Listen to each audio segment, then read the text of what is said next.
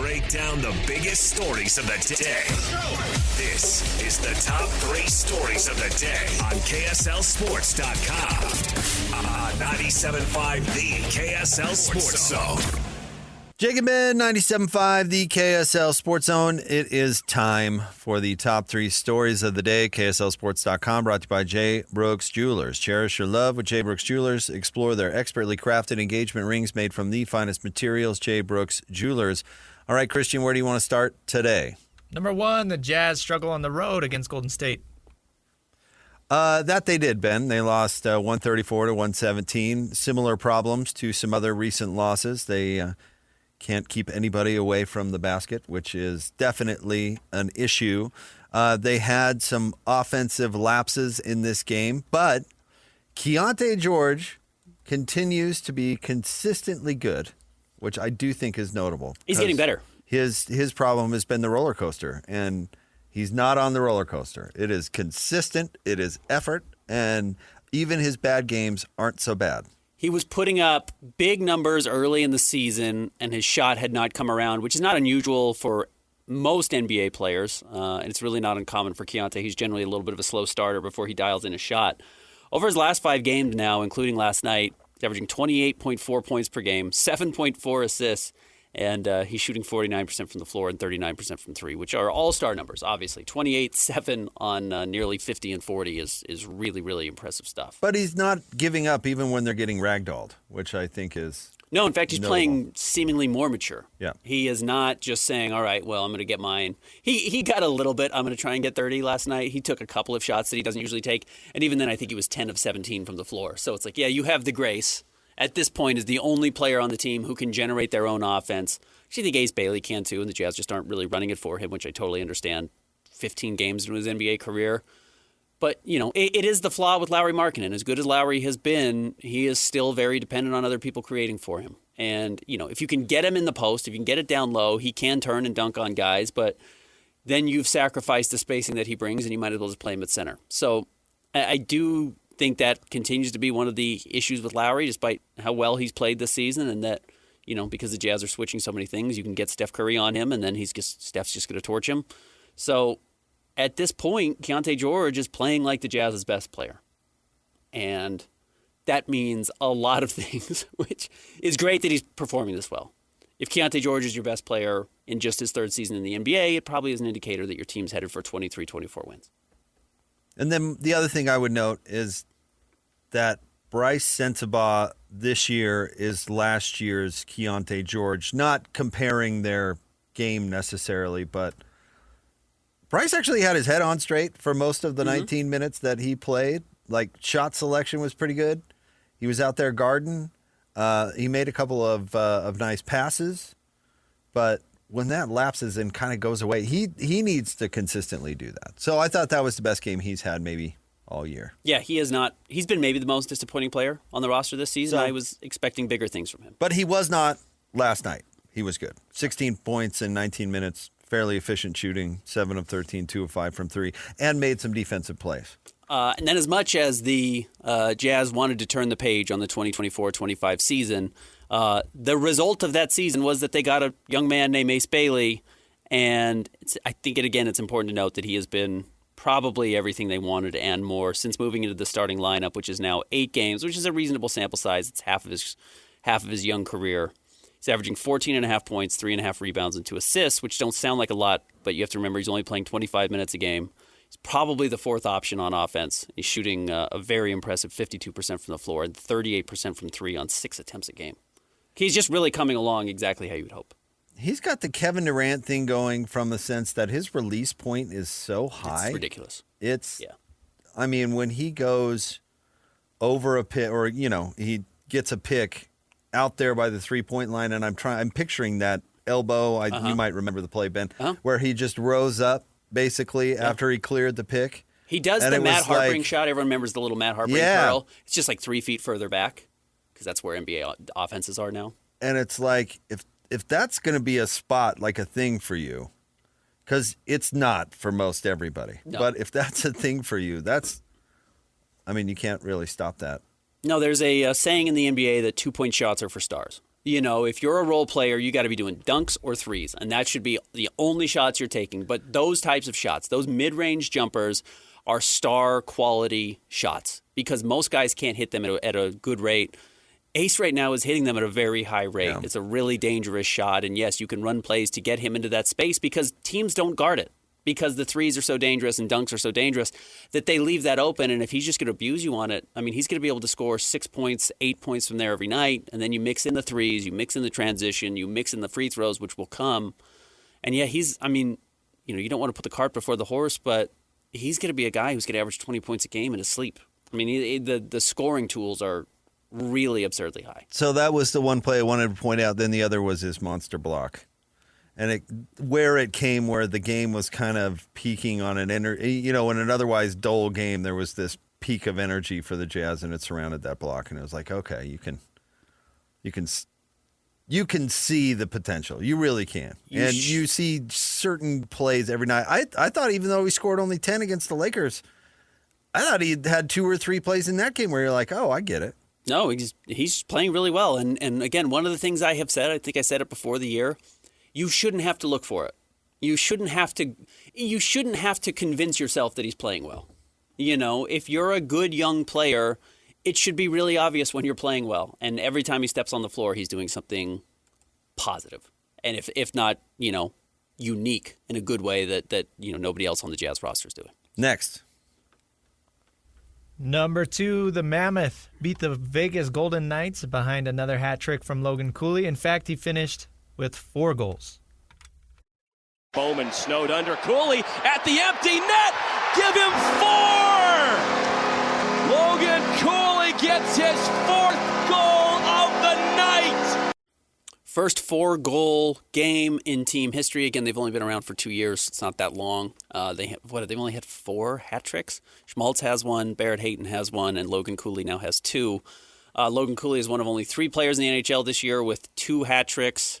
And it's Macklin Celebrini and Connor Bedard, who are the best young players in the league. I don't think Cooley is on that level as a scorer. Those two are truly, Celebrini might win MVP this year, but he's not that far off. That's the exciting thing about these young players. Yeah, ride the wave with the NHL, right? The ups probably aren't as good as you think, and the downs probably aren't as bad. And just getting to know this a little bit, this team, I think, might be a little streaky. And they're young. That's what young teams forward. Do. Yeah. Can I give you 2 crowd observations from last night? Because you were at the game. That's right. One, and I've noticed this before, but it was particularly evident last night. The music selection is, I like they lean into the hard rock and they play it very loud. Uh-huh. And so I'm into that. Second observation, the Vegas Golden Knights fans are a rough crowd. Good grief. Yeah, a bunch of Esparza's out there. I had to look both ways before I crossed the hallway to go to the bathroom. I was like, good grief. Yeah. I think I saw a biker gang there rooting for the Golden Knights. Third observation, a lot of androids. A lot of androids. I went to the game on Saturday against the Rangers. They won 3-2.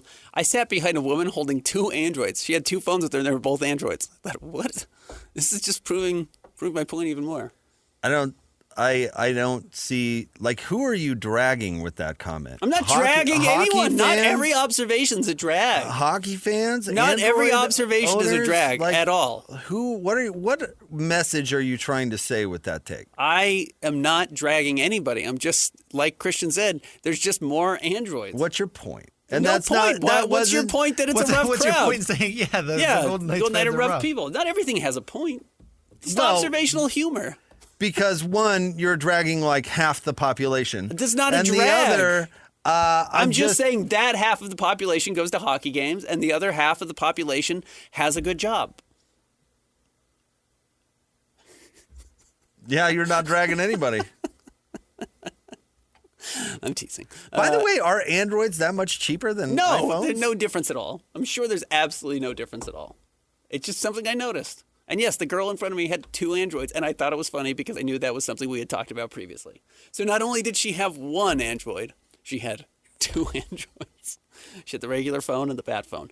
Mammoth, Play Montreal coming up on Wednesday, tomorrow night, and then another long road trip at Dallas, at St. Louis, at San Jose, at Anaheim, at Vancouver, at Calgary.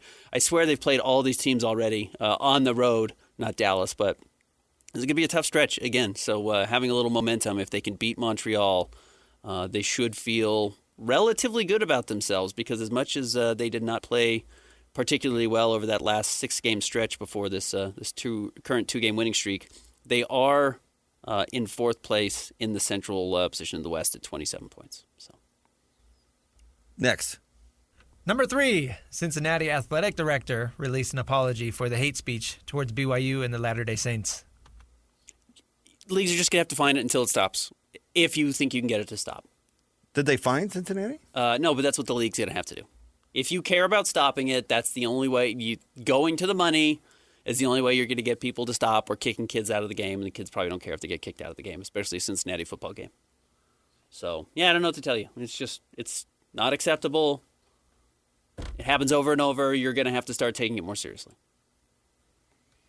Yeah, I mean, yeah, that's probably. I'm trying to think, because it's so repetitive at this point. It's trying to read into the broader perspective, like, is it a PR problem or what? But honestly, it's something that it's like Dennis Lindsay's quest and Ryan Smith's to a certain extent of telling the world that we here in Utah and honestly, Latter-day Saints are perfectly normal people, and I don't understand why the rest of the country or whatever can't quite wrap their brains around it.